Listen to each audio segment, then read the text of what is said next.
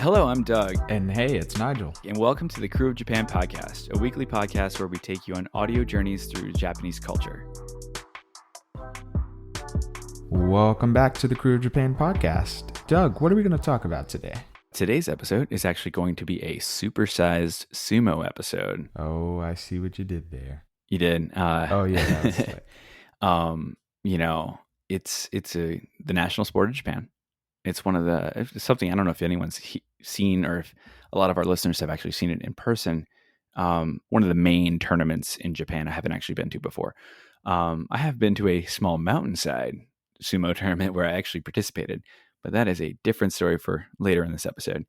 But Nigel, are you an avid fan of the sport of sumo? I'm definitely a fan. I can't quite say avid yet, but I'm definitely on that road. And one day. One day. Are you planning on going on next time on your trip to Japan? Are you going to go and try to plan it around a sumo basho, one of the bi-monthly tournaments?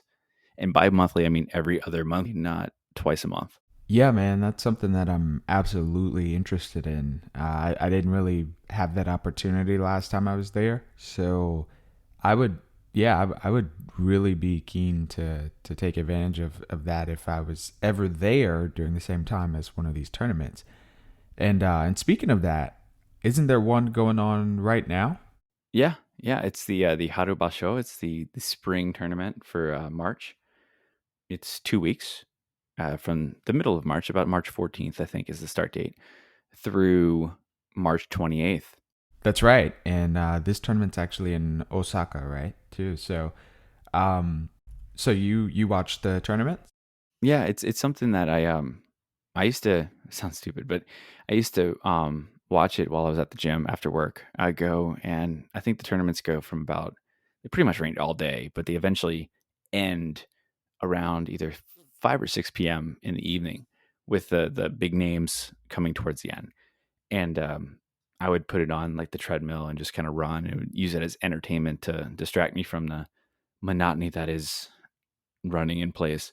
It's something I kind of grew on me as I went through watching it. Still don't know all the rules or the names of the moves and stuff like that, but definitely became an interest of mine as I went along during my time in Japan.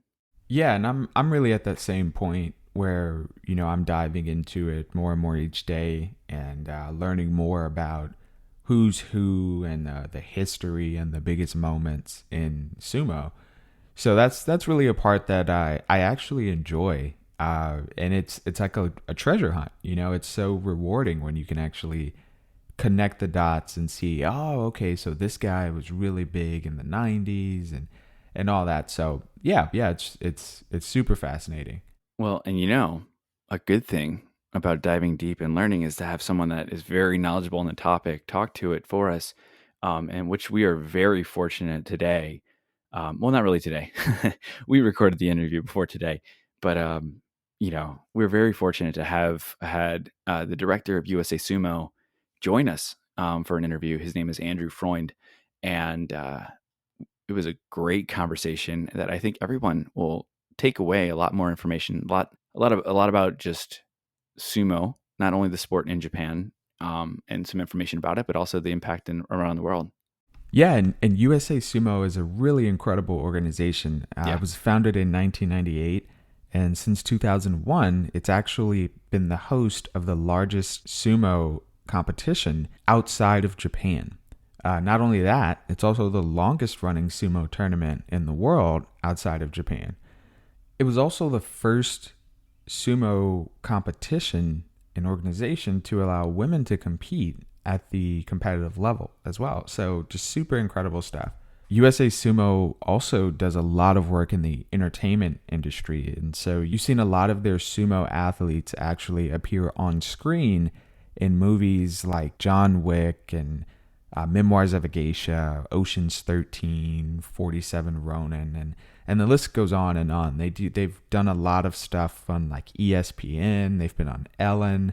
It's just really, really incredible. And we're so honored to actually have the opportunity to sit down with the director, Andrew Freund. And Andrew himself is also really incredible as well. He founded the UCLA Sumo Club when he was in college, and it's actually the first and only officially recognized university sumo club ever in the United States. These days, Andrew is the director of USA Sumo, and he also is the one who's been producing the largest sumo event, the US Sumo Open, since the very beginning in 2001.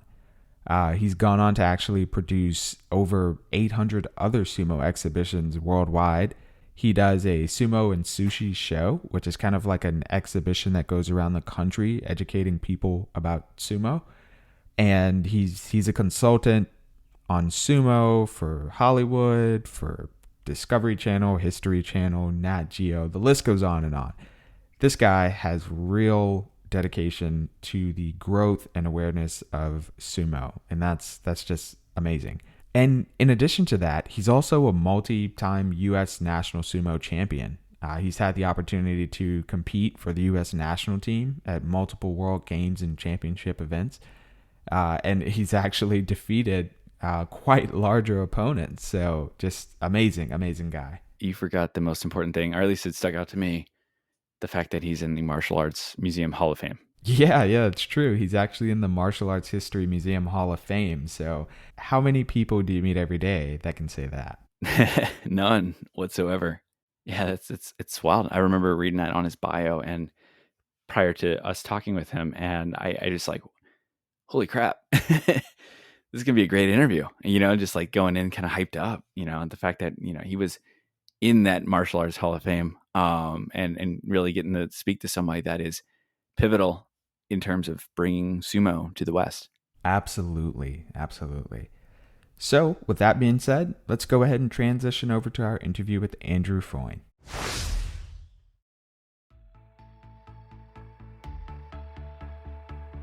All right, so we're going to get this interview started. We have with us today the director of USA Sumo, Andrew Freund. Welcome to the podcast. Hey, thanks a lot, Doug. Good to be here. Great to have you. And so we're just going to dive right into our questions. The first one, we've asked a lot of our guests this, is pretty much, do you have a connection to New Orleans? Have you been to New Orleans before? If you have, what is your fondest memory? But if you haven't, it's no big deal, obviously. But, what is the first thing that comes to mind when you hear the words New Orleans? Well, everyone thinks New Orleans Mardi Gras. I mean, that's the whole big, talk when you bring it up. I have to confess, you may be disappointed, I have not been to New Orleans.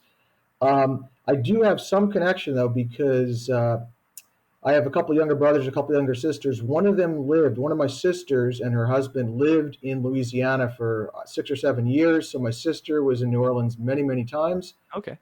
And I have some relatives, cousins in parts of Texas. And then there are some other kind of, my great aunts, children and grandchildren. So kind of cousins as well in New Orleans. So, I have a little bit of connection there. I have to go there now that I'm talking to you guys.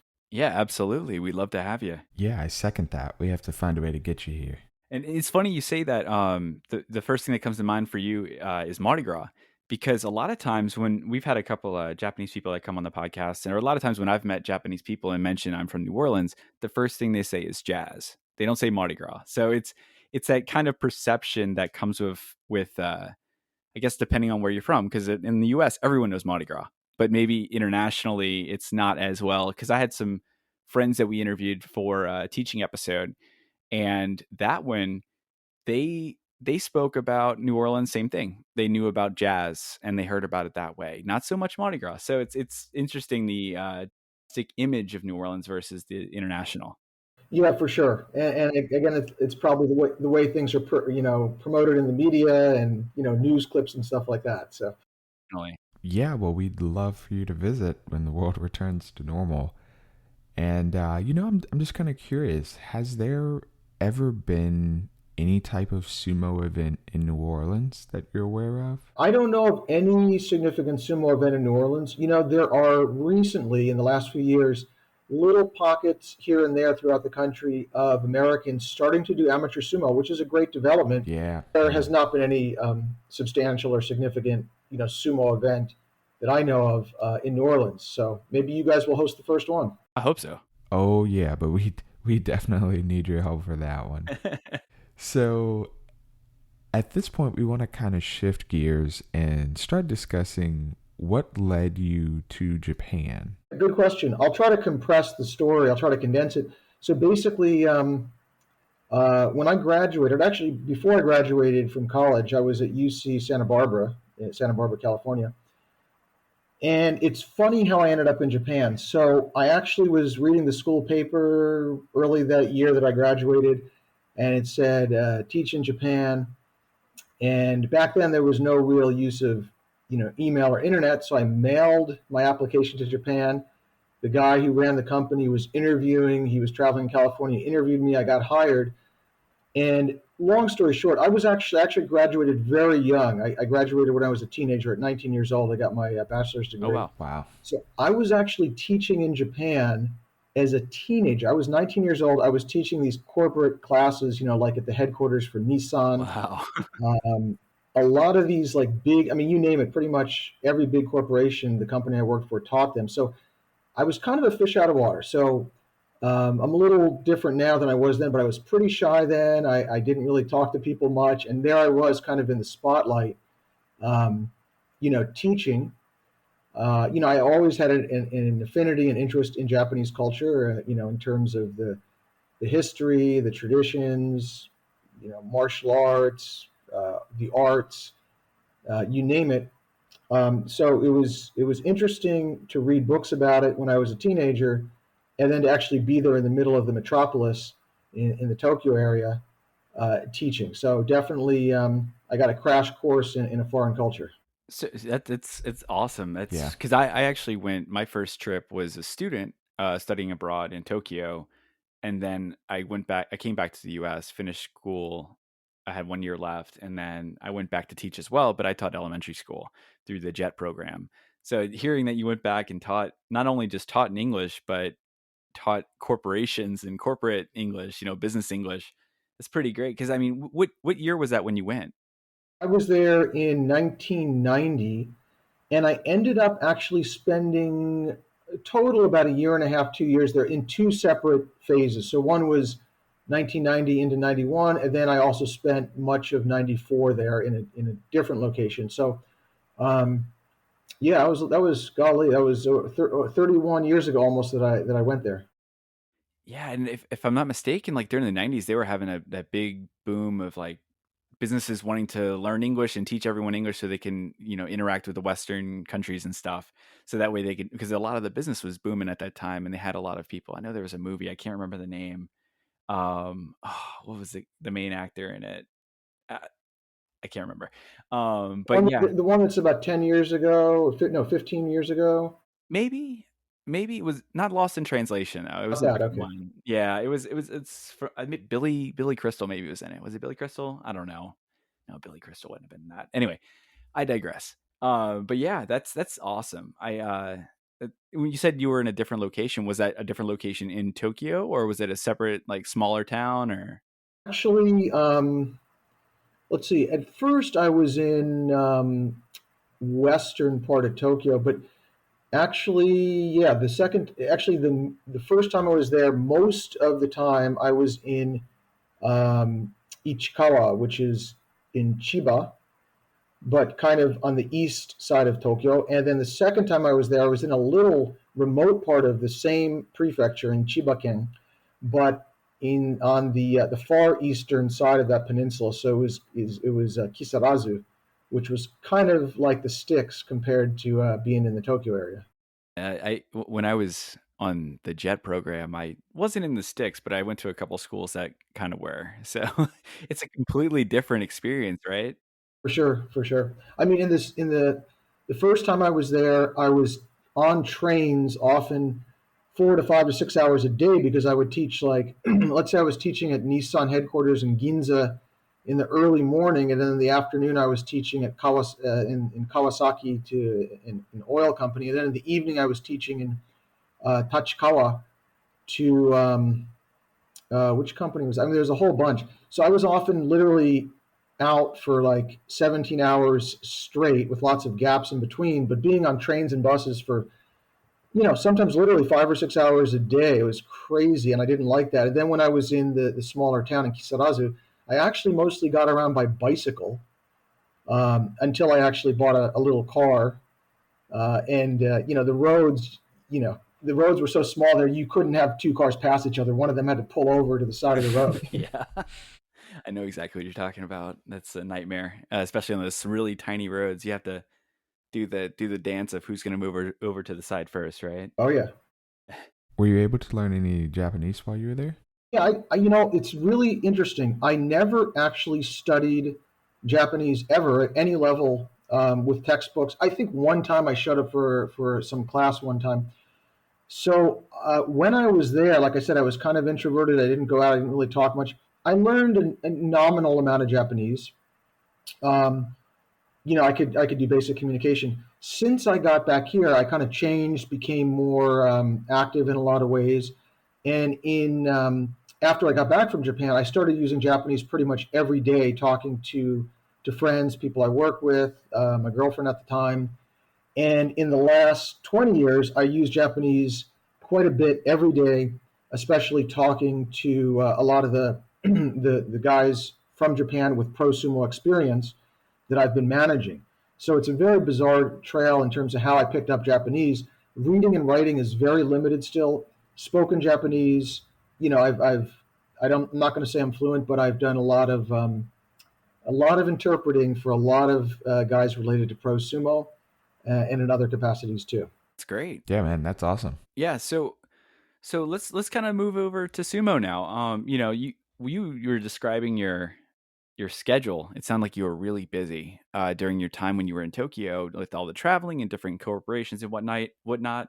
What how did you get exposed to it? Like, how did you start getting that interest into sumo as a sport? It's funny. It was kind of in stages. So I'll tell you the truth. So in 1991, when I was there the first time, like I said, I basically just stayed, aside from going to work on trains, free time, I basically stayed in my room. I didn't really talk to many people or have almost any friends. And, it was a difficult time for me, culture shock and things like that. A few months before I came back to the States at that time, I kind of told myself, oh, I can't just, stay in my room. I got to go out and do something. Come on, don't be depressed all the time. So I was looking at copies of, what was it called? The Tokyo Journal. It was an English, language magazine. And I saw different events. So it said there's a hiking group, I think it was Friends of the Earth. So I went on 3 or 4 weekend hikes and it was great. I got to see nature, got to travel a little bit in the greater Kanto area. And then one day in that magazine, I noticed, it must have been May of 91, it says sumo tournament. And I didn't know the first thing about sumo. Literally, I mean, I had never followed it, didn't know anything about it. And, I was still young at the time. I was 20 years old. And I looked at the little listing, and there's no internet, there's no, videos and stuff that explain things. I just looked at the listing in the magazine, and it said sumo tournament, the date, the first date, the last date, and it said every day from whatever it was, 8:30 a.m. to 6 p.m. So I thought, okay, I mean, whatever, Thursday or whatever the day was, I'm free. I lived in Chiba. It was, like a 15, 20-minute train ride. I got to Ryogoku at something like 9 a.m. I didn't even think twice. I didn't even really think about it that, no one sits at an event for 9 or 10 hours. So I got to the stadium. I bought the cheapest seat, for about 2,000 yen. And I entered the arena. It's about a 12,000 seat arena. And there were like 5 fans, and I'm sitting up at the top. And, it was bizarre. I basically sat there for 9 hours, and it was empty for the first 7 hours. And then people started filling in for the top division, obviously. That's great. And I actually have never been to a sumo event. I lived in Japan for 4 years. One of those is in Tokyo, and I still never actually had the opportunity to go. I really regret it. And one day whenever I'm traveling back over there, I'll try to arrange a trip around, around a one of the basho events. That is, it's 2 weeks, right? That they have. There's 6 tournaments a year, 15 days for each tournament. Yeah, I knew it was like every other month, right? It's like January, March, May, and then so forth. Yeah, exactly. January, May, and September are in Tokyo. March is normally Osaka. July is normally Nagoya, and November is normally Fukuoka and Kyushu. I say normally because in the current situation, they're doing all the tournaments in Tokyo to avoid traveling. That makes sense. Yeah, just to Yeah, minimize the amount of potential spread and whatnot. yeah. Yeah. Yeah, yeah, it's so cool. So you got your exposure from that tournament where you were like one of five people in attendance. And I'm assuming you had that experience and you were like, I'm hooked. I have to come back and see this again. Not exactly. That experience stood out.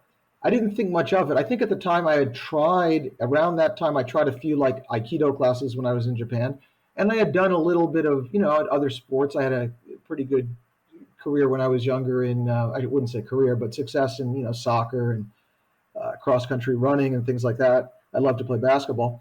But I didn't think too much of it. It seemed interesting. The second time I was in Japan, I also went again and watched tournaments.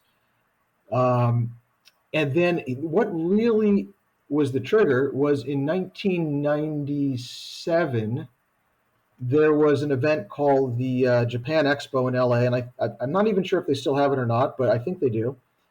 And I was there with a friend, and he was an old friend from college. He had taught in Japan after I did.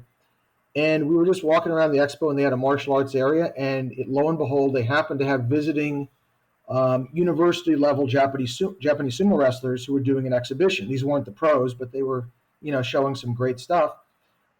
And at the end of the exhibition, some of the American guys who were helping coordinate say, "Hey, anyone want to come try?" So I told my friend, "Hey, he was, I was about 140 pounds, 6 foot 140. He was about my height, but about 220. I'm like, "Hey, you're a big guy. Why don't you go up there and try it? Come on, come on." And he's like, "No, no, no." And I kept encouraging him like 6, 7 times. And finally, he's like, "Okay, I'll do it if you do it." So I said, "Sure." So we went up there. We did a bunch of matches. It was a lot of fun. And shortly thereafter, I was teaching at the time through UCLA, and I just said, "Hey, I'm going to start a little club here." So I started a club almost right away at UCLA, and it became the first ever university recognized sumo club. It's now inactive as far as I know, but for years I ran it there. We had 3 practices a week. We had all kinds of people come out. We were able to bring in a few people from off-campus non-affiliates to come join. We got a guy who was multi-time world champion in the international level to help coach. And that really was the trigger that started everything rolling, because I started running practices, and I've done them continuously now with short gaps. Like currently, we've had them infrequently because of all the restrictions, but we still had them. So I've been running practices for about 24 years now. Normally, it's on at least a weekly basis. And the next kind of big trigger was in 2001. I decided at the beginning of 2001, I said, "Hey, why don't I do a big tournament?"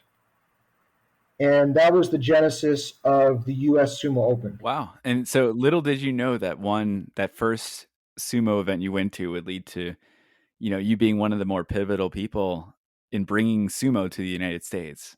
Yeah, it's really bizarre. I never would have imagined it. And it's funny because, like, it's funny. I take things for granted. Like, let's say I've never met you guys. Let's say I meet you somewhere and we're talking, and you say, "Yeah, oh, my friend's a big guy." I'm like, "Oh, really?" And he's like, "Yeah, he's 240 pounds. He's so heavy." And I'm thinking in my head, 240. I'm hanging out with guys who are 600 pounds, and so it's really funny the perspective for me in terms of living in this world, on a daily basis. So, yeah, 2001, I had no conception, no business plan, no business experience. I thought, let me do a tournament. And I was teaching at probably 3 different schools at the time. So I was working, leaving home at 7:30 in the morning, getting back oftentimes at 10 with little gaps in between. And so I ended up for 6 or 7, 8 months spending every moment from in every moment in the evening from 7 or 9 or 10 whenever I got back until about 4 in the morning, and every free moment between classes developing this tournament with no experience. And Just on a whim, these ideas just popped into my head. And in retrospect, it was foolhardy to try these. But I thought, okay, let me invite a team from Japan. And it was a lot of steps, but I managed to get a university group of the top university guys come with their coach, who was a former pro. I thought, let me get Konishiki, the heaviest pro sumo wrestler ever, Hawaiian guy Konishiki. And so I reached. Yeah. I was doing some research for this interview, and I came across his name. I never heard of him before, but I asked my wife, and he's like, everyone, if you're Japanese, knows who Konishiki is. Oh, for sure. I mean, he is a household name. He's still a very popular entertainer there, but you know, never in a million years would most people think that we could have brought all these people. But Konishiki came, the Japanese team came. We had, I think, 23, 24 competitors from like 8 or 9 different countries. So it sounded great. On the backside of things, though, I didn't know what I was doing. I went into massive debt. Like I had a lien on my car. I took out loans. I maxed out credit cards to try to put on an event without knowing what I was doing. Renting a gym at UCLA where we were based, and I was sleeping 2 to 3 hours a night for 6 months straight to make that work between my multiple day jobs. So once it was all done, I basically collapsed. For a month, I could barely move. I was just exhausted. And I thought, I'm never going to do this again. I can't afford, it's going to take me forever to pay all this debt off. I can't take all the pressure. But somehow I got motivated. I did it the next year, and it was, it was even bigger, and the next year, and the next year, and it just built up from there. And after about a dozen years, I guess I'm slow, after about a dozen years, we finally were starting to break even. So the event itself has always been a labor of love. It wasn't really something to make money. I just wanted to do the most exciting tournament I could.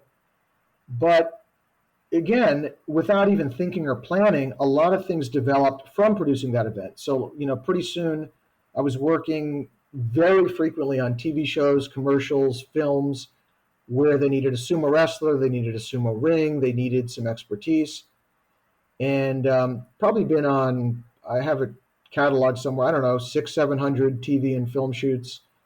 I mean, pre-COVID, a couple of years ago, let's say, we were doing oftentimes at least 1 or 2 shoots a week, almost year round. And tons of movies, like movies like Memoirs of a Geisha, Ocean's 13. I spent almost a year on each of those films, even though the sumo scenes are minuscule. Ocean's 13, it's probably like 30 seconds. You don't even remember it. They spent millions of dollars. We were creating the set, all these guys we brought in from all over the world. Memoirs of a Geisha was a little more elaborate. And a lot of other movies where our talent has had big roles, like 47 Ronin, the heavy samurai, is someone I literally bumped into him by chance at a fast food Japanese restaurant in LA. And 3 days later, I had him on an audition, and he got the part. He'd never acted before. Um, and we've had our guys, like our biggest guy, 600-pound Yama, we've had him big roles in like, Zoolander 2, John Wick Chapter 2, where Keanu Reeves shoots him in the head. And, in a million shows. We've been on America's Got Talent and The Ellen Show and Impractical Jokers a few times, The Bachelorette. These are off the top of my head. I mean, there's like hundreds and hundreds more, all kinds of ESPN Sports Center, ESPN Sports Nation, the NFL channel, some shows. I mean, I hadn't even thought about all this stuff until we're talking now. But the point is, just starting that club, starting that event, bringing over some of the top available guys from overseas, it just became an avalanche of nonstop requests to appear in all of these capacities. And then we started producing more events. We started traveling, doing exhibitions everywhere. So it's been kind of a whirlwind. Sounds like it. Yeah, that's so cool. Man, nonstop action. That's like, I want to say when I was in Japan, I would watch sumo usually at the gym when I was like on the treadmill or something on a stationary bike. They would have little TVs, and it was always in the afternoon after work. And I would catch like the last hour and a half of sumo whenever it was on TV. And I want to say, I remember seeing Yamamoto Yama on someone's, because I was one of the few kanji at the time I could read. It was like mountain and book, or Yeah. So What year was that? that was I was there 2007, 2010. So I think the tail end of his career, yeah, you probably caught when he was in the top division. Yeah, that's absolutely right. Yeah, I the name when I saw the name and I saw the kanji for his name, I'm like, you know what? I'm pretty sure I've seen this guy fight a few times. 'Cause I remember just he's massive, like just I a mean, really big, even against the big, like the Yokozuna size guys. I mean, those dudes are big, but Yama is big. Like it was impressive, just the size and the way he was able to move around and beat people. yeah, it's incredible how limber a lot of those guys are at their size. Like, Yama still trains with us. He coaches, he practices. And we have a bunch of American guys. Let's say we have 20 guys at practice, and he's much bigger than all of them. And not only is he much bigger, but he is 100 times more flexible than everybody else. So he can literally do the full leg split, put his legs out at 180 degrees with his belly, chest, chin, and forehead flat on the floor in front of him, and pretty much go to sleep in that position. So, people have a misconception that these are just, lazy couch potato obese guys, but, they're by and large, they're really, really strong athletes, in terms of strength, endurance, flexibility, and speed. Yeah, he's a prime example. So, when you trained, did you ever do any training in Japan, or was all of your training done stateside? I did a little training in Japan. So I've been there a few times over the years. I've been to several of the Heya. I've been featured on some TV shows like when was that? But just over 4 years ago, I was on the show. I think it's the number one primetime show on Saturdays in Japan. So desu ne Shisatsudan, which basically takes someone, in this case me, a foreigner usually, and it's a 1 hour show, and they shot me for almost a week traveling to many parts of Japan, learning about sumo culture and getting my reaction.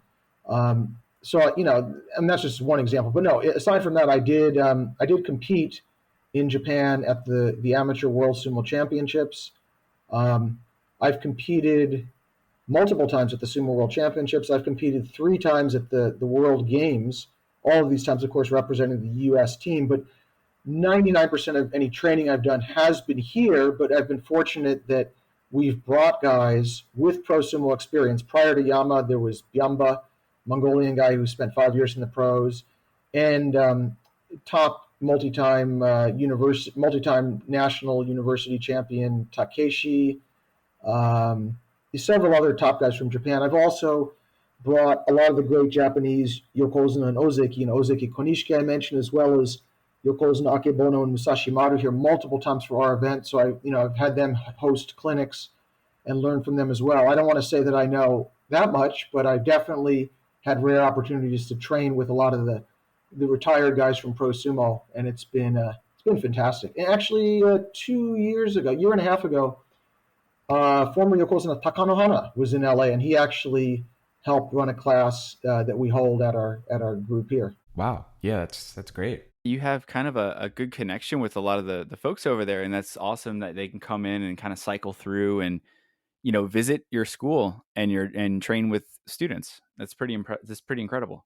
Yeah, I mean, we take it for granted now having Yama around with us, former Yamamoto Yama, but for Americans they just call him Yama. But it is really a blessing because he has a lot of knowledge. He immediately perceives what skills each individual needs to develop, and that's where customized training is so important because you can't always give a generic method in sumo because, I mean, a lot of sports it's relatively generic. I mean, I've never played much golf or tennis or something like that, but pretty much it's the same movement generally for all players. But in sumo, it's very customized because based on your body type, your size, your speed, you know your shape, your strategy will be oftentimes vastly different. And someone like Yama picks up on that right away and points people in the right direction.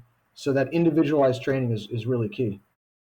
So I have a question for you, and I don't know if it'll be personal or not, but what was your first experience like wearing a mawashi?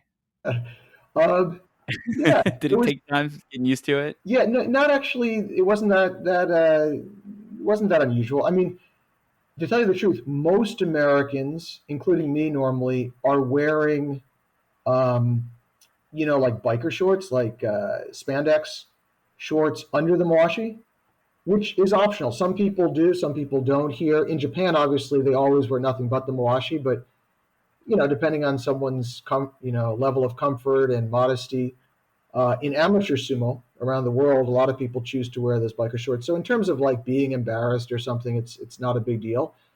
And the the Mawashi itself was not uncomfortable, and I got used to it pretty quick, actually. I've only worn one once, and I did, just for a little background for our listeners. I participated in a small sumo tournament in the mountains of Fukushima Prefecture, where I lived back in 2009, I think it was, and and they brought myself and a few other friends. The guy that had the connection there brought us over there, and then they kind of shuffled us into this shrine's one of the houses that's connected to the shrine, and uh, some old ladies were just they're like, drop your pants, drop your clothes, and they just took the took the little like white belt, or the the I don't, the Mawashi, mawashi, yeah, yeah. and just kind of yanked it up. I like lifted me off the ground, and then just proceeded to tie it around. So it woke me up for sure. It was an interesting first experience with it, but there was no biker shorts underneath. It was all fair game. Yeah, wow. Well, it sounds like you're like the sacrificial partner there because it's not really fair to throw you in a tournament without proper training. So you should have had at least, maybe, 10 sessions to get ready. But yeah, my friend who brought myself and a couple other people over there. It was he's a British guy, and he lives. He knew the shrine owner from some way or another. He knew them and had participated in this for a while, and had brought some other foreigners to this tournament every year, like one or two. So I guess it was my turn when he invited me. But yeah, I got in there and I'm like, oh, I'm kind of a big guy. I should be able to throw somebody to the ground. It shouldn't be, I don't want to say too hard, but I played a little bit of football for fun here and there. No, as soon as I started, I just got my butt thrown to the ground like within a second. I no, I was like, holy crap, this is tough. Yeah, for sure, for sure. That's the surprising thing. I mean, if Americans go head to head, they feel like okay, it's like brute force versus brute force, and in Japan, there's a lot more to it. The philosophy is very different, and there's something to be said about having more mass. But that I would say that's probably not the most important characteristic. I mean, really, the most important thing is just like any sport, athleticism. Natural ability, and all things being equal, if you have more speed or more strength or more agility or technique than someone else, even if they're much bigger, you should be able to normally take them down. So if you have a big guy that has those same assets, then it's going to be a bit harder. But yeah, no, that's you. They really should have given you some training before throwing you in there. I tell you that, Doug. I think I was just the easy win for them. They were like, we need to boost the morale of some of the folks over here. So Yeah, they're like, we need a feel good moment for our local boys. Let's put Doug in there as the sacrificial lamb. pretty much, pretty much.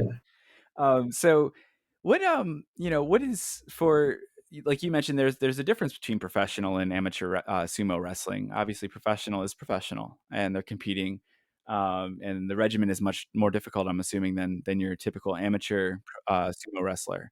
What are some of the differences between the two? I don't want to say lifestyles, but the two types of the sport. Yeah, it's a great question. There's huge amounts of misconceptions there. So, first of all, when we say pro sumo, I think we should preface it by saying to Americans, I wouldn't even say it's just a professional sport because it is a complete lifestyle, as you probably know. It's almost like you're joining the military. You have your day and night regimented, not just for a season, like if you're an NBA player or an NFL player, your entire lifestyle, your routine, everything about what you do day after day is determined and kind of controlled in a way. So there's no real off season. So it's kind of hard for Americans to wrap their head around that. So that's why I like to say it's more like I said, joining the military or joining a religious order or something like that. It's basically a full time commitment. I mean, a guy like Byamba, who was our key guy for so many years, especially before Yama came here, he was from Mongolia, and he spent about 5 years in pro sumo in Japan, and he got to see his family once. Granted, they were Wow. overseas, but he was, he experienced what it was like to basically live, work, train, eat, sleep, um, with the same group of people in the same building, nonstop.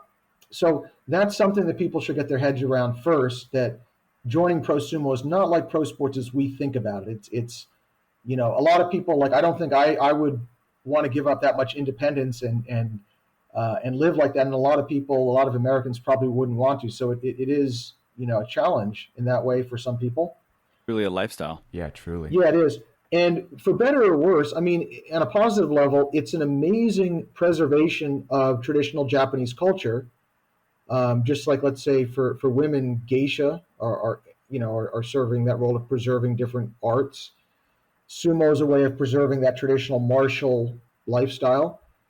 Um, so, even pro sumo wrestlers today live essentially the same way as their predecessors did for centuries. So there was a certain beauty to that. There's definitely controversy about it because things like, hazing, um, you know, routines that go against, uh,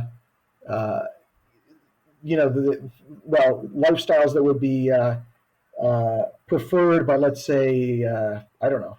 Anyway, the things they do are pretty extreme.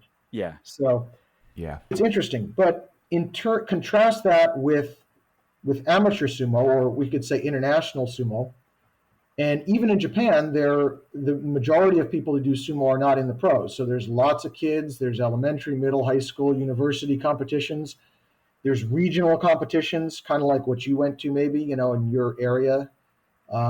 There's teams for different companies that compete in leagues. So there's all kinds of opportunities for people to do sumo without living that pro sumo lifestyle. And they can, train once a week, every day, at their leisure, whatever. And outside of Japan, the same thing holds true. And even on the amateur level, there's probably more regimentation in Japan. Here, for example, when we have a tournament, some Americans who show up have maybe barely practiced, or they practice with other guys who have no experience and they're just using judo or wrestling or football techniques. So outside of pro sumo, almost anything goes. But obviously, the people who tend to be very successful internationally are the ones who learn a lot from pro sumo techniques, not necessarily living the lifestyle, but they're learning the fundamentals of how to train and the drills and a lot of the movements. You had mentioned that there's not just Japanese that are partaking in this. They had, like you said, I want to say, I don't know who the Yokozunas are now, but for a while, Hakuho, I think, was one. A couple Mongolian guys were the Yokozunas, if I'm not mistaken, for a long time. It's definitely become more international, but those guys need to move to Japan because it's only a professional sport in Japan. Those stables, or not basho, heya, that's the name for the stables, right? Where they practice. Those are only located in Japan. You have to be located there to do this professionally. So there are a lot of it seems like there's a influx of foreigners that are somewhat starting to do this professionally.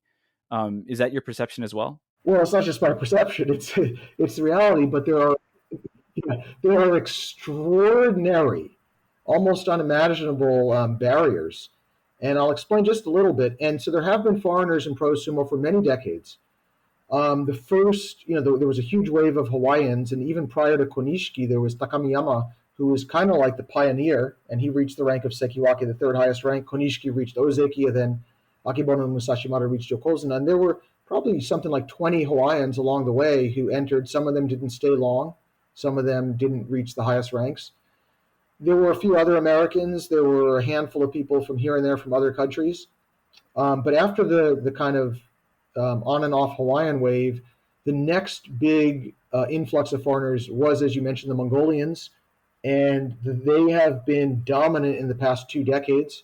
There were originally 6 Mongolians who joined one team. 3 of them left quickly. The other 3 stuck it out despite all the grueling training and hardships. And 2 of those 3 became extremely successful. One of them, Kyok Tenho, actually won a tournament at the age of 37, miraculously, just about 5, 6 years ago, which is the oldest of any Rikshi ever to win a top division tournament. And then, as you mentioned, there were many, many Yokozuna from Mongolia, starting with Asashoryu, then Hakuho, Haramafuji, Kakuryu. That's at least four off the top of my head. I think that might be all the Mongolian Yokozuna. Currently, Hakuho and Kakuryu, they're at the tail ends of their career in their mid-30s now, but they're still Yokozuna. Along the way, there's been quite a few successful guys from Eastern Europe and Russia, Estonia, Bulgaria, some other guys from the country of Georgia, Brazil. A lot of these guys have been in the top ranks. But yeah, the Mongolians have been dominant. There was a period at when Hakuho was at his prime, about a 10-year period where Asashoryu Hakuho and the other Mongolians, during about a 60 tournament span, I think it was almost 60 tournaments in a row, every single tournament was won by a foreigner. Not one Japanese wrestler could win. And among those tournament champions, I think there was, one guy, Baruto from Estonia, one guy from Bulgaria, Kotooshu, and the rest were all Mongolians. And it's an interesting situation because there's always been resistance from certain elements in Japan toward these foreigners doing sumo. And at a certain point, there was actually a moratorium where no more foreigners could join for a number of years earlier in this century. And then once they stopped that moratorium, they basically created a limit so that you could only have one foreign born. I say foreign born because once some of the guys have been there in Japan for many years, they could be naturalized Japanese citizens. So there can only be one foreign.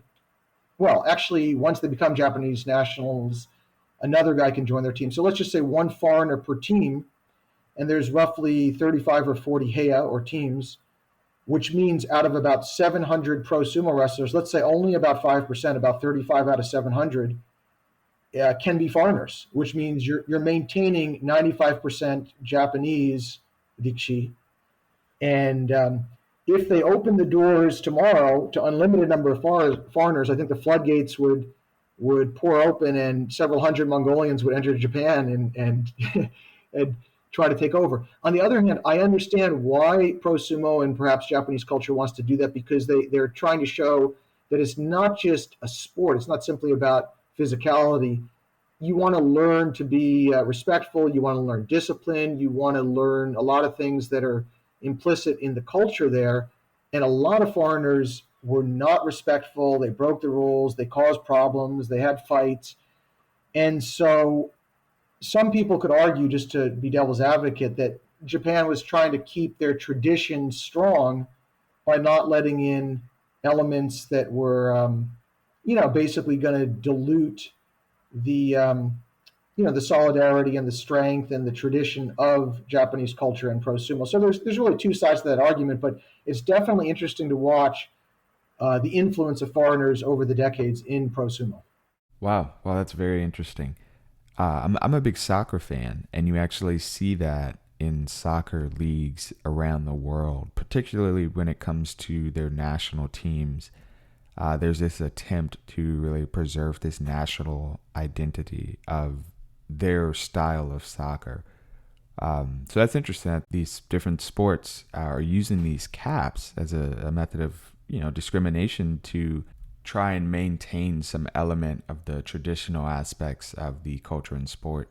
But I actually wanted to pivot and ask you a question about how pro sumo wrestlers actually move from rank to rank.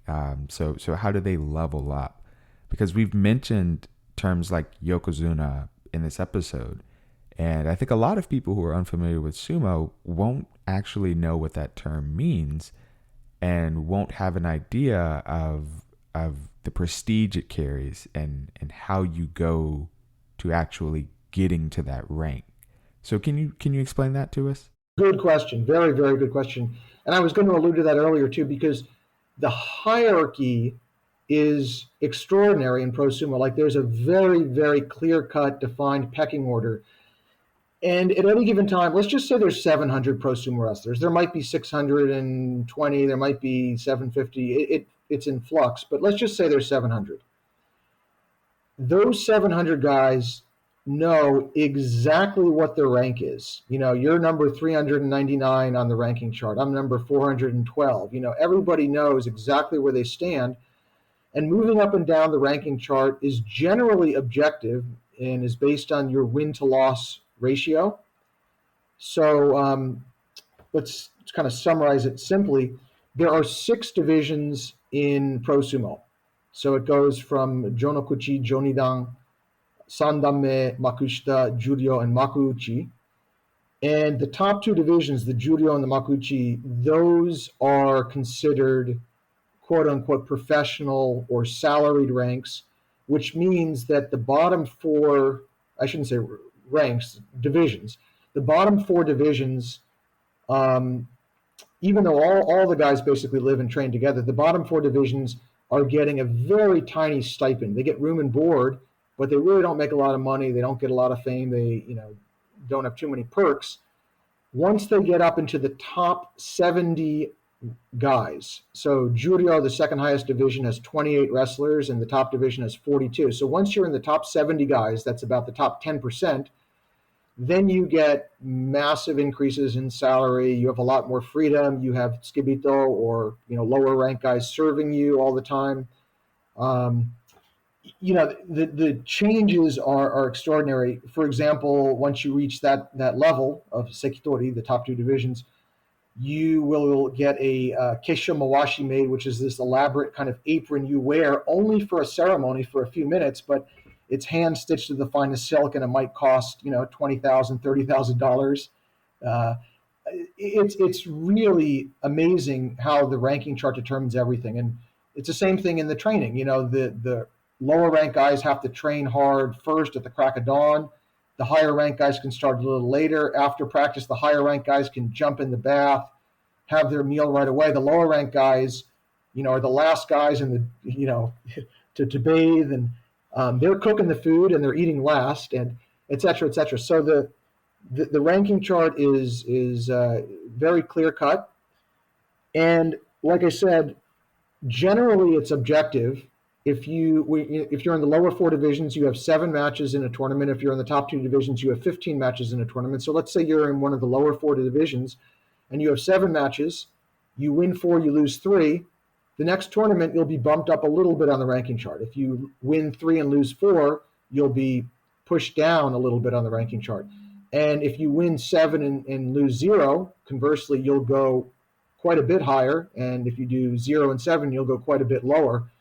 There is some subjectivity. So, for example, if I win 4 and 3, if I win 4 and lose 3, I might move up 3 ranks. You might move up 4 ranks. I mean, it just kind of depends. They kind of try to put the pieces together, but there's general guidelines in terms of how much you move up or down depending on your win-loss record. And so at the end of the day, if you win more, you go up. If you lose more, you go down. And even if you had a perfect record, let's say, Nigel, you entered Pro Sumo and you go 7-0, 7-0 every tournament. You reach the top divisions. You go 15-0, 15-0 every tournament. I mean, it would still take you probably 2 or 3 years to even get close to the Ozeki Yokozuna ranks, and then you'd have to be very successful to reach those ranks. So even if you were a freak of nature and never lost, it would probably be 3 or 4 years of perfection before you could even achieve Yokozuna status. And normally, even the best Yokozuna, takes them 6-7 years, and a lot of guys spend 15 years before they reach that rank. And of course, very few people do reach that rank. So that's kind of in a nutshell how that hierarchy works. Wow, that's super fascinating and super helpful.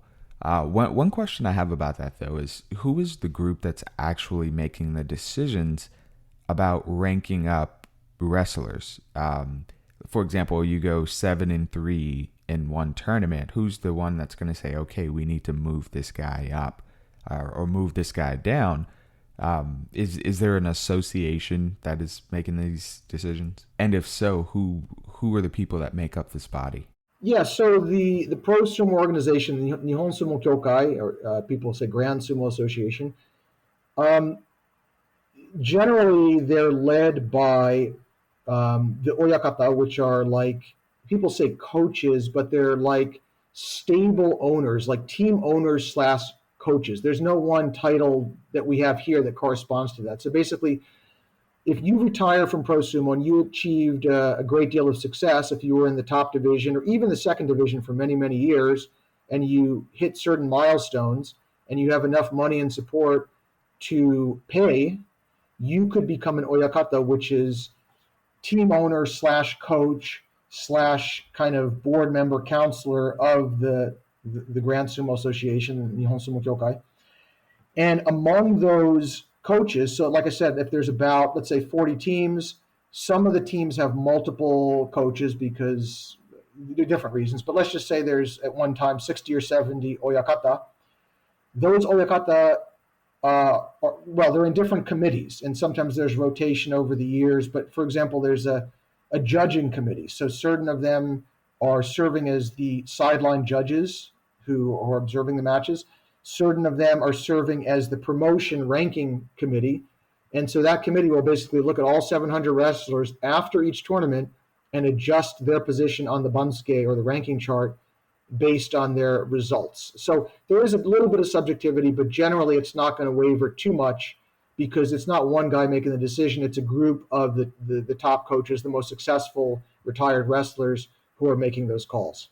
Wow. Okay. Okay. Gotcha. So to take this in a little bit of a different direction, a lot of the practices of sumo have come from traditional practices and beliefs of Japanese culture, such as Shintoism. So how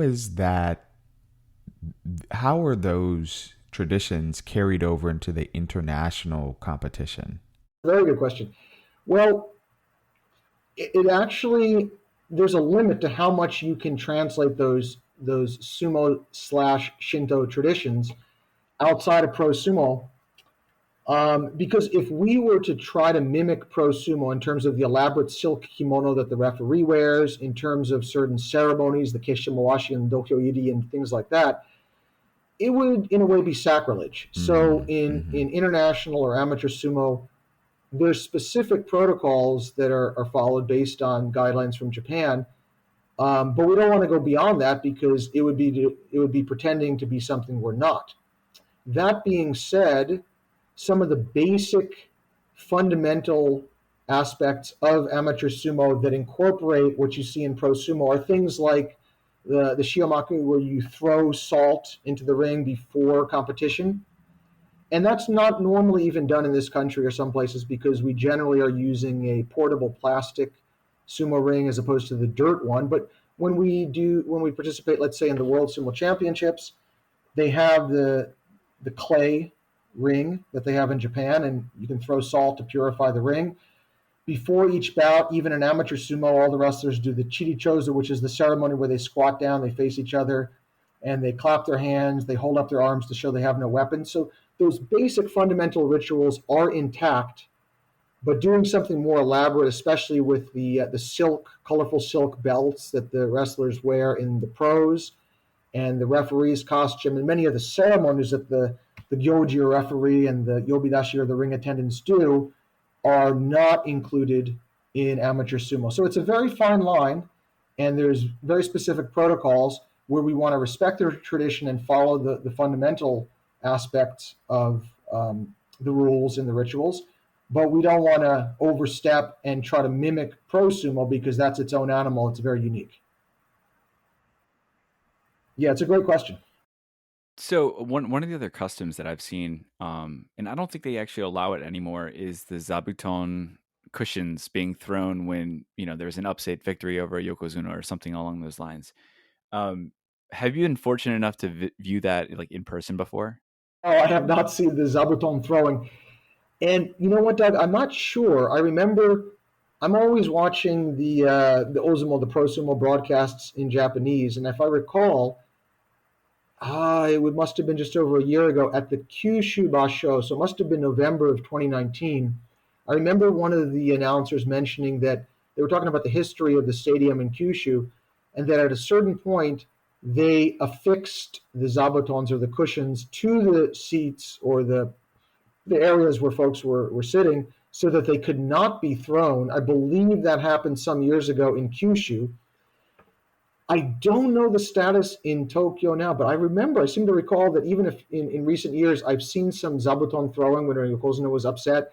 And of course, the house announcer at the venue goes to great lengths, painstaking announcements, in Japanese, please do not throw your cushions, don't throw your zabuton cushions. And obviously, they know no one will listen and everyone ignores them. Yeah. Um, Certainly, having a soft cushion, hit someone on the head is probably not that dangerous. But it's really fun. It's a cool cultural aspect.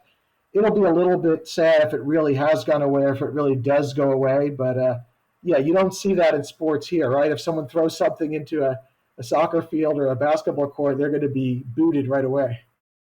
The only thing I've seen something similar to that is that, and this is well, it's wrestling, like indie wrestling, like pro wrestling.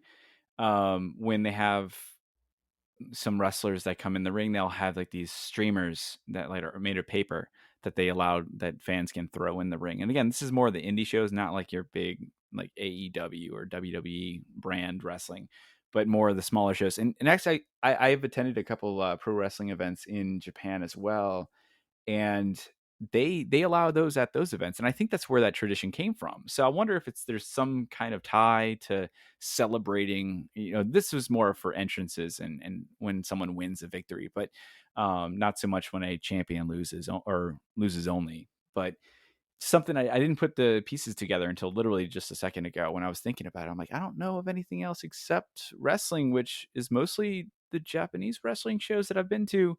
They do that, but not so much the US ones. That's interesting. Yeah, I hadn't thought about that. I've studied a lot about the background in pro sumo, but I honestly couldn't say without researching it a little more now in terms of the origins of how and why that occurred with the zabuton throwing. But it definitely would be sad if that doesn't continue. It's kind of cool to watch it. It's one of the things I always watch for, hoping to see at the end of the day, but never got to see it except for like once or twice. I was lucky enough, but usually it was Hakuho or Asashoryu, and they were dominating everybody left and right. So they didn't really have many opportunities to throw Zabuton at that time. So you had mentioned a lot of big name professional sumo wrestlers had traveled to the U.S. Um, to do demos or to participate in some of your events or just for a visit. Who is one of the most prolific sumo wrestlers that you've met or maybe witnessed up close and personal in a match, or maybe matched up against yourself? I just a lot of questions I just threw at you, but pick and choose what you want. There's too many to name. It's really hard. I mean, even in Japan, I attended trainings with. I mean, I've met Hakuho multiple times in the U.S. and Japan and Mongolia, as well as Haruma Fuji and lots of the other top names. I've talked with them. In terms of guys I've brought here to the US Sumo Open, I mentioned the Hawaiian, the big trio of Konishiki, Akebono, Musashi Maru. I mean, we've had them run clinics. So, for example, I've done Butsukari, like pushing training with Musashi Maru, one of the great Hawaiians. It's an honor, like I said, to have every week at our practice former Yamamoto Yama, Yama, um, and guys like Biamba, who was training and coaching us for so many years as well. So there's really too many to count. We've just been really fortunate that we've made those connections, and we've kept we've kept the practices and other events going for so long. It's funny, you asked that. I can't even think because we've had so many guys that each and every one of them would be an amazing, unique experience to train with or to learn from. Um, so we're kind of spoiled, but actually during the current situation with all the restrictions, some of the guys from Japan are back in Japan now, and now we're mainly having practices with just Yama as the only guy present with pro sumo background. Who would you say is like, it doesn't necessarily have to be an official match or a tournament match or anything like that, but just more of an exhibition? What's the biggest name that you've matched up with and won? One. Okay, I've matched up with a lot of top guys and lost. I've matched up with a lot of national champions. I've matched up with guys who are world champions. I can tell you losing to world champions. One, I guess I would have to say my biggest, wow, that's a tough one. I think my biggest victory, which, believe it or not, I never got a photo or a video of it, was in 2008. I went against a guy, American guy called Trent Sabo, and he doesn't sound impressive, and he was never in pro sumo, but this was a guy who he lived, breathed, trained sumo. I mean, he spent every penny he had to get ready. He won an event when he traveled to Europe called the Sumo World Cup. He was number one in terms of all the competitors from around the world. At the most recent World Games is run by the IOC, the International Olympic Committee. He was number two. He got a silver medal, which is miraculous because Americans never get any medals at all.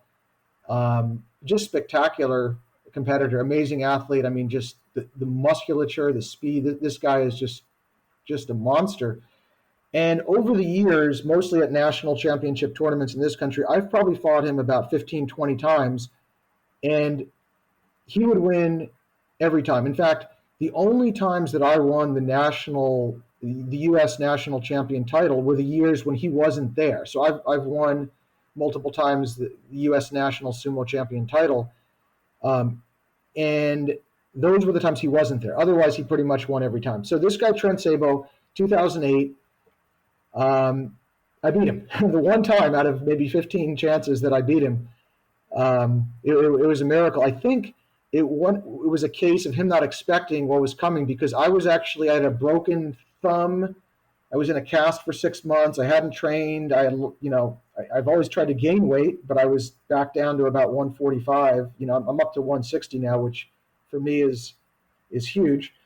But I somehow beat him where I just came out, I spun, and I managed to throw him down. So that it doesn't sound like much, but that was probably the victory I'm most proud of. The cast was a total fake out, right? Yeah. And you just wore that just to mess with them for 6 months leading up to the match. Yeah, exactly. I wasn't planning to compete, actually. He convinced me, Dave, I was coming there to watch, and he's like, come on, we don't have enough competitors. And granted, when we're talking about the weights and stuff, this was in amateur sumo, there's weight classes. This was the so-called lightweight. But even in the lightweight, when I'm like 140, 150, 160 pounds, the cutoff is about 188 pounds, and most guys weigh in a day or two early. So when I competed overseas at the World Championships and World Games, pretty much everyone in the ring was 200 pounds, quote unquote lightweight. They weighed in a few days early, much less. So they're 200 plus pounds. And, I'm like, 150, 160. So, but that's something I should just mention too, that people who are intimidated about doing sumo because they're scared of fighting giants, in amateur sumo, there are weight classes. The goal by the International Sumo Federation is to make sumo an Olympic sport. And to do that, just like with judo, for example, you need to have weight classes and also competition for both men and women. So you don't have that in pro sumo, but in amateur sumo worldwide, you do have the weight classes. Awesome. That's good to know. I might have to one day take up some training and try to relive my dream of not getting beat in the mountains of Japan. If this podcast doesn't work out, there's our alternative career path right there. I'm sure you have the potential. Come on, guys. Yeah. Now don't hold your breath on that one, but maybe one day, So that actually brings me to another point, which is how has the pandemic affected the world of sumo, and particularly how has it affected USA Sumo over this past year? Yeah, great questions, Nigel, about the pandemic. So, in Japan, shortly after the restrictions first took place, they actually canceled one tournament, I believe, the Pro Sumo tournament in Japan. The next tournament, they held it with no audience, so it was an empty arena. It was only the wrestlers. And then the ensuing tournament, they held it with 25% capacity. So we're talking about an arena that holds 10 or 12,000. They limited it to about 2,500 people. And then they gradually phased in recent tournaments to half capacity, so about 5,000 people in the arena. So Pro Sumo has taken it in stride. They have the resources, the government backing, the finances to make things work. They have the television. So they've been okay. It's disappointing not to see a full house, but even a half full venue is impressive and the fans are very enthusiastic. In terms of USA Sumo, so I'll give you an example. So for 20 years, I've produced the US Sumo Open. The US Sumo Open is the largest and the longest running sumo competition in the world outside of Japan. And last year in 2020, our 20th annual was planned for April 25th, I believe. And we had sold out almost all 6,000 seats at this big venue, at this stadium. And then about a month before, of course, the venue says, sorry, everything's canceled. So we had to refund about 6,000 tickets. It hurt. It was sad. Forget about the money aspect. We were so pumped up about having our biggest tournament ever and having about 80 athletes from around the world come out. And we had all kinds of tributes for the 20-year anniversary prepared and videos. And it really sucked. But we decided we don't want a gap. And we actually held the 20th annual US Sumo Open in October last year, just to keep the streak alive of 20 years in a row. But it was much smaller with only 34 athletes and virtually no one in the room. It was a smaller room. So we're going to keep the tournament going, but it's a big difference to have 0 ticket buyers versus 6,000 ticket buyers. And the other side of that is, like I said, we used to do TV and film and commercial stuff every week. Right now, it's at about a quarter of the normal level. So we just did a Netflix show last week. We did a music video the week before that. We've done a few smaller live events for private parties. But we're not really traveling much and doing all the shows around the country that we used to do.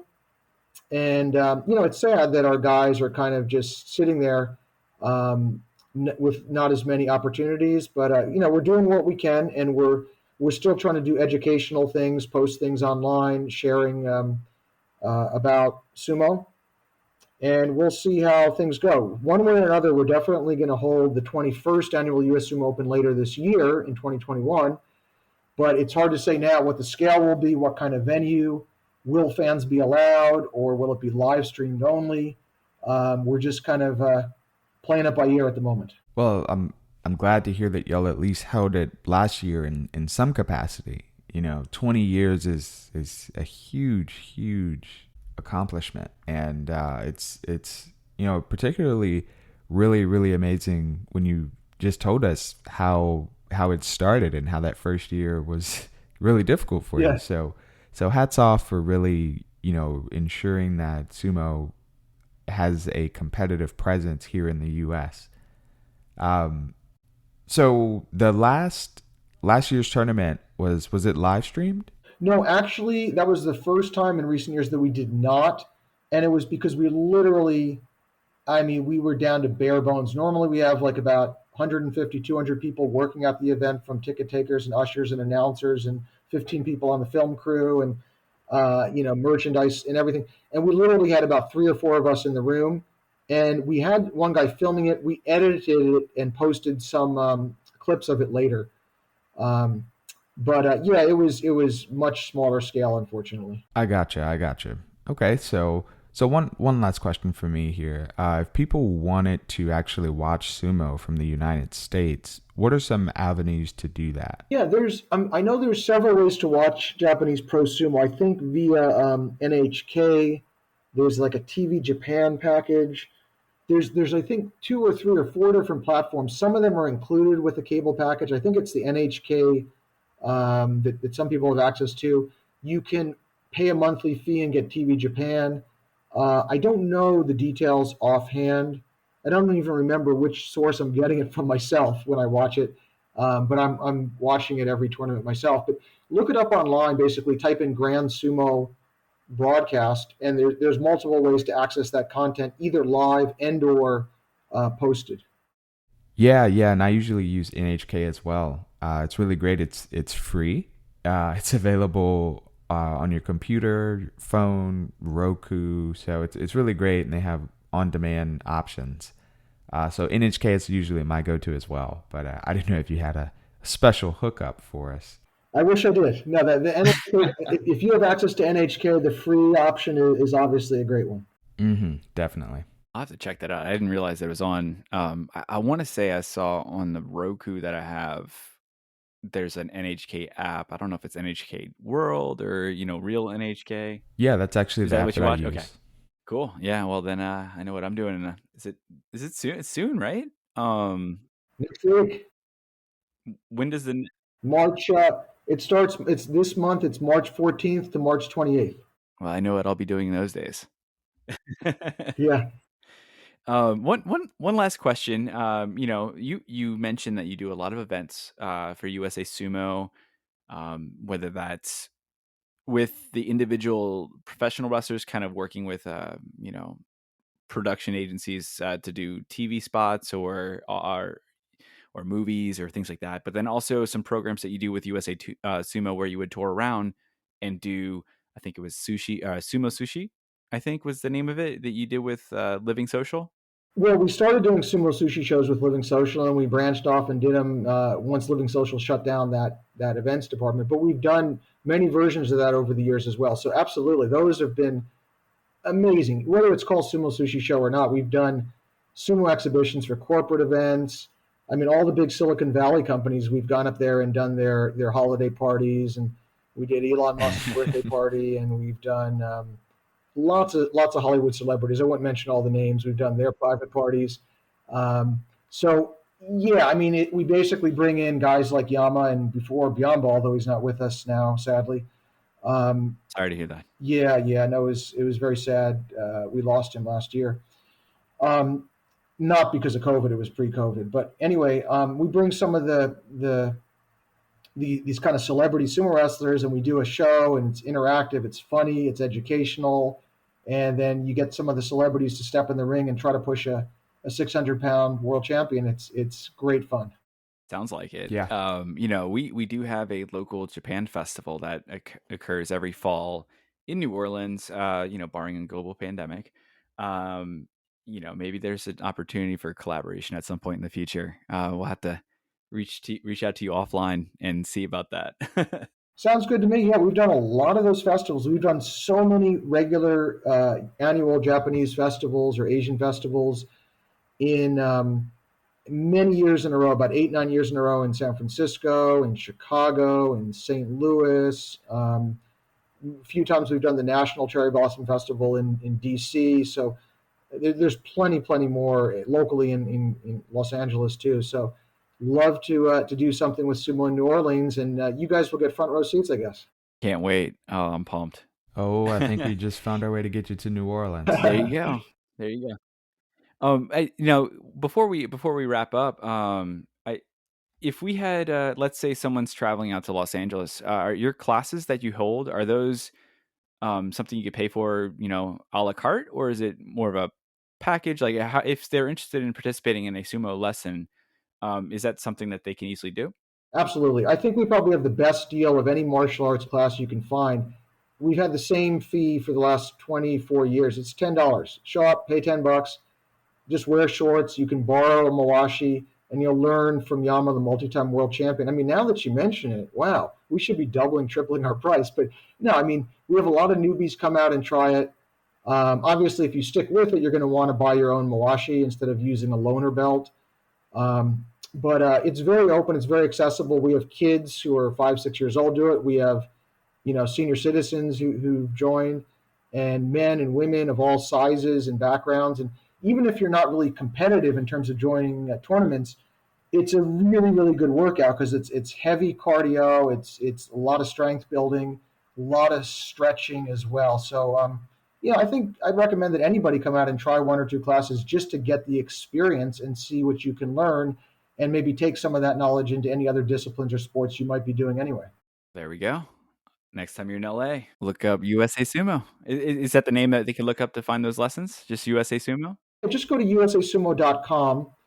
And sure, love to have people join the classes in LA. If you're not able to make it there, you can always email us, and we could usually refer you to people in your geographical part of the country. There's not many options, but perhaps like for you guys, I think maybe there's some people in Texas. I'd have to look it up. There's not a lot, not too many people down there, but it's definitely growing. So maybe Doug and Nigel, you guys will start your own sumo club, and we'll come and coach you next time.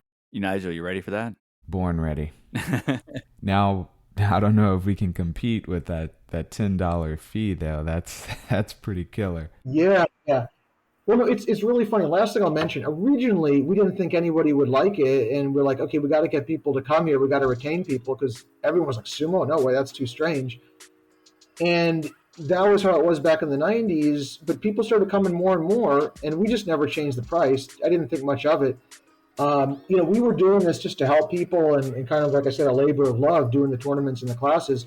The only way we got a little bit of revenue is by helping book guys, on these big shows and appearances.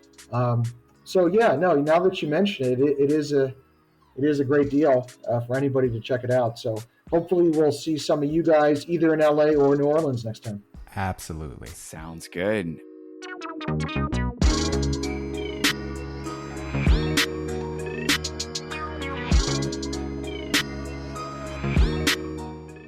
And that's it for this week's episode. Thank you so much for tuning in. We really hope you enjoyed this conversation about sumo. We really hope you enjoyed our conversation with Andrew. And we hope that maybe this serves as a spark to really get you into sumo. If you are interested in sumo, you're in luck because you're catching the back end of the Sangatsu or Haru Basho this month. And you can catch that on NHK World, which again, you can find in your app store, on your phone, your tablet, your smart device, or on your Roku. So if you're interested in watching, they have a highlight show that they recap each day of the tournament. So feel free to check that out. I think that would be a really great way to cap off this amazing episode and interview we had with Andrew. If you are interested in sumo and you would like to share some of your experience, or maybe maybe you were fortunate enough to be there one day when you could throw a cushion at the ring, share with us those thoughts on social media. That's right. We're on Instagram and Twitter at KREWEOFJAPAN, Crew of Japan Podcast. And we'll catch you later.